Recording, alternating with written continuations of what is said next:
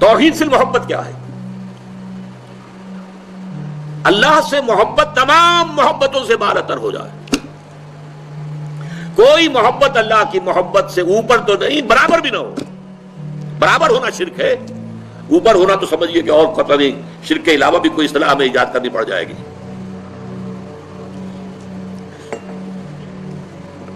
سورہ بقرہ میں فرمایا وَمِنَ النَّاسِ مَن يَتَّخِذُ مِن دُونِ اللَّهِ أَندَادًا يُحِبُّونَهُم كَحُبِّ اللَّهِ وَالَّذِينَ آمَنُوا أَشَدُّ حُبًّا لِلَّهِ.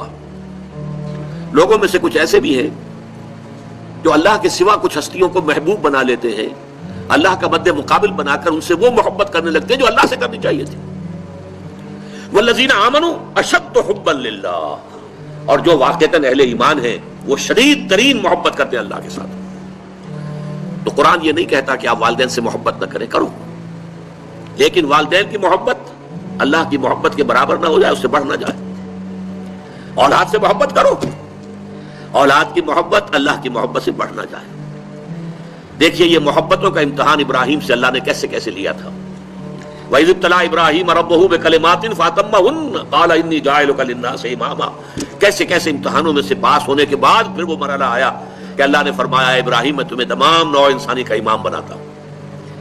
والدین کو چھوڑا اللہ کے لیے، گھر بار چھوڑا اللہ کے لیے. بادشاہ کے دربار میں آنکھوں میں آنکھیں ڈال کر مناظرہ کیا کہ نہیں کیا؟ بادشاہ جو ہے وہ مرعوب نہیں کر سکا. فَبُہِتَ الَّذِي كَفَرَ، بلکہ جو مناظرہ ہوا ہے تو بادشاہ جو تھا نمرود وہ مبہوت ہو کر رہ گیا. اپنی جان کو اللہ سے، اللہ کی محبت سے زیادہ نہیں سمجھا. آگ میں کود گئے کہ نہیں؟ بے خطر کود پڑا آتش نمرود میں عشق. عقل ہے محو تماشائے لب بام ابھی. پھر اپنے ملک کی محبت پر اللہ کی محبت کو ترجیح دی، ملک چھوڑ دیا، ہجرت کی. آخری امتحان جو لیا ہے، آخری امتحان جس سے کڑا امتحان ہو نہیں سکتا. 100 برس کی عمر میں وہ 13 برس کا بیٹا جو دعائیں مانگ مانگ کر اللہ سے لیا تھا، اکلوتا بیٹا، حکم آیا ذبح کر دو. یہ ہے سب سے بڑا امتحان. 100 برس کا بوڑھا انسان اور بڑی دعائیں مانگ مانگ کر بیٹا لیا. 87 برس کی عمر میں حضرت اسماعیل کی ولادت ہوئی ہے.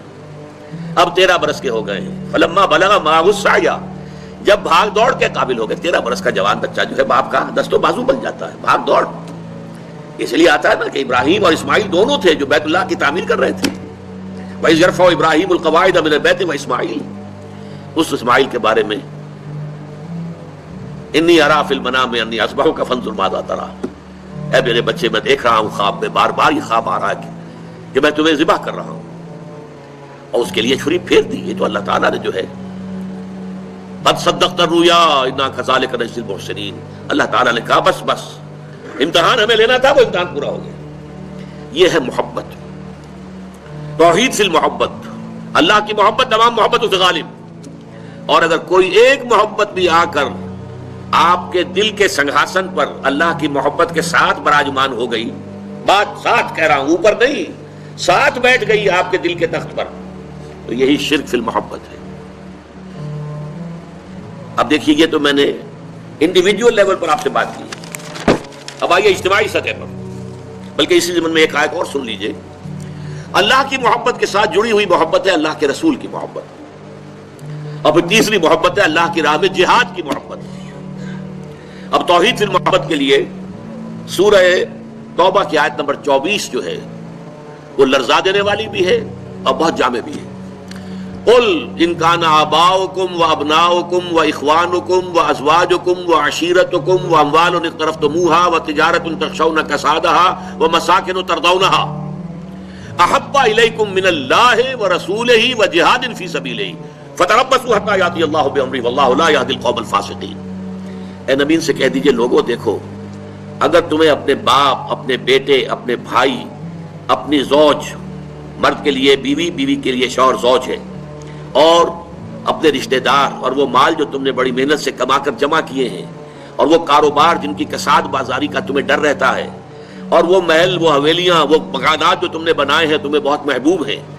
اگر ان 8 چیزوں کی محبت زیادہ ہو گئی تمہارے دل میں اللہ کی محبت سے، اس کے رسول کی محبت سے اور اس کی راہ میں جہاد کی محبت سے، تو جاؤ دفع ہو جاؤ، انتظار کرو یہاں تک کہ اللہ اپنا فیصلہ سنا دے. اور اللہ ایسے ناہنجاروں کو ہدایت نہیں دیتا.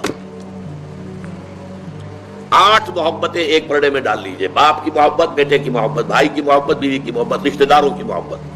5 مال کی 3 شکلیں، جائیداد، کاروبار اور کوئی نقد. 3 یہ شکلیں، 3 جمع 5 8.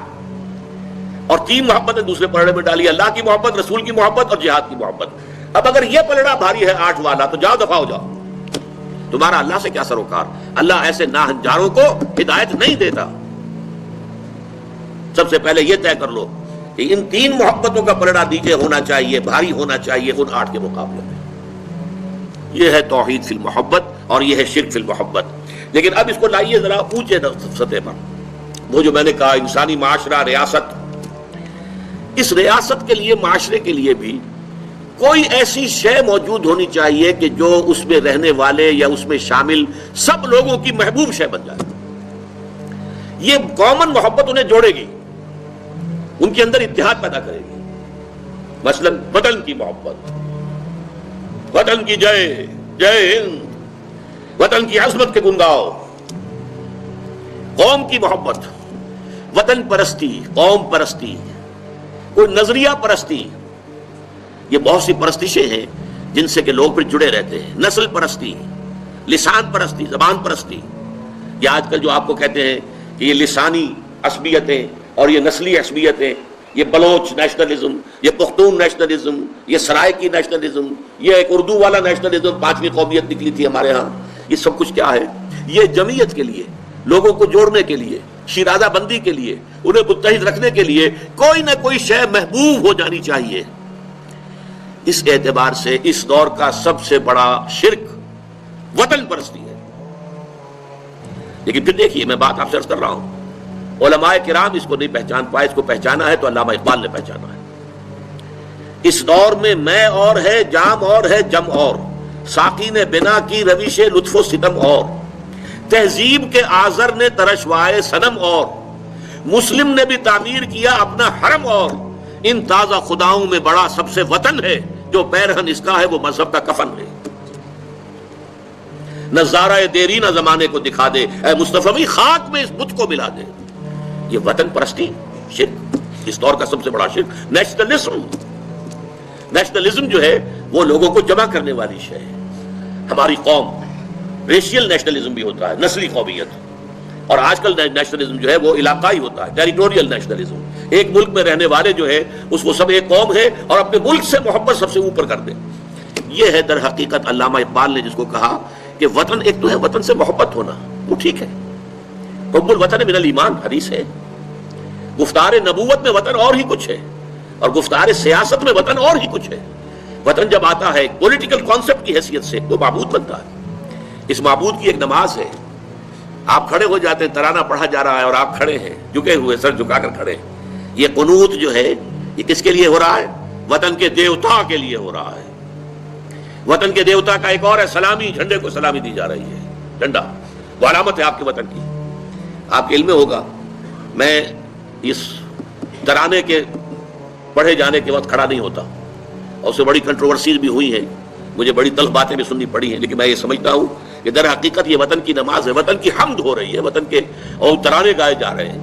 در حقیقت یہ اجتماعی سطح پر پولیٹیکل سائنس کے اعتبار سے آج وطن جو ہے وہ جو ہے ایک معبود کی شکل اختیار کر گیا ہے.